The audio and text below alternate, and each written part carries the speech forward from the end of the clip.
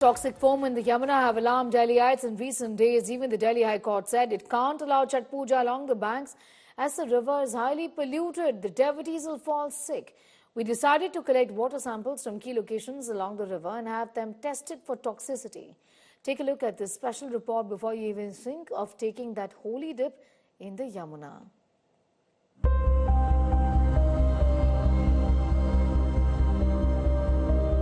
A lifeline for thousands in Delhi. The Yamuna River has increasingly become a source of concern, especially during the auspicious Chhath Puja week. Even the Delhi High Court on Wednesday said it cannot allow puja rituals along the banks as the river was highly polluted and that the devotees will fall sick.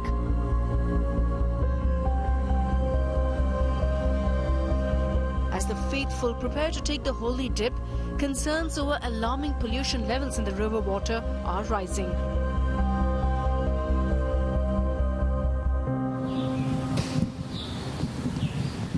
India today decided to conduct a safety check on the quality of Yamuna water with the help of the Sri Ram Institute.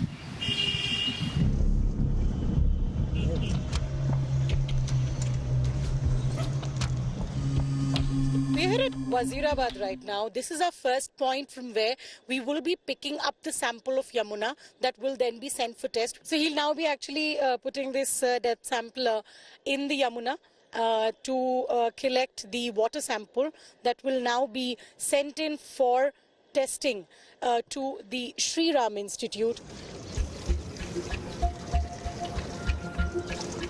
Each parameter tells us about the state of Yamuna's health. For example, the pH levels measure how acidic or alkaline the water is, with an ideal pH range for safe water being between 6.5 and 8.5. Color and odor are very obvious indicators of contamination. Clear, odorless water is typically safer. We're now at the ITO barrage in the heart of Delhi, where the water quality often changes due to untreated sewage flowing in. We're measuring the water's electrical conductivity that helps gauge the presence of dissolved salts. The lab experts also check for turbidity or the cloudiness of water. The samples are sealed and stored in an ice box to maintain integrity. We've already collected water from the Yamuna, from the point at Wazirabad, ITO, and this is our end point. Remember, the toxic froth visuals had appeared from this very place, and hence it will be significant to see that what are the parameters that will be coming in the end result from the water. The test for dissolved oxygen, which is done on site, indicates the amount of oxygen present in the river water, a vital factor for supporting life of any form in the river. The 3 samples will be analysed under 16 different parameters to check whether the Yamuna water meets basic standards for public use. Key markers include pH level, total alkalinity, total hardness and iron levels. Additionally, a high presence of coliform bacteria or E. coli would be a clear red flag. A day later, we got the test reports. And there's bad news for all 3 locations as the water samples have failed on all the standard parameters. Broadly, the Yamuna water is totally unfit for drinking or bathing at all 3 places. Dissolved oxygen, which is a marker of healthy water, is critical at all 3 locations. DO should be equal to or more than 5, and it's less than 5 at all 3 locations.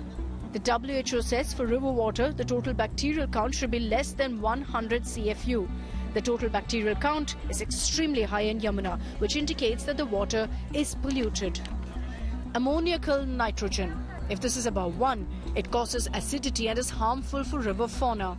Phosphate. High phosphate concentration causes frothing, an indicator of polluted water.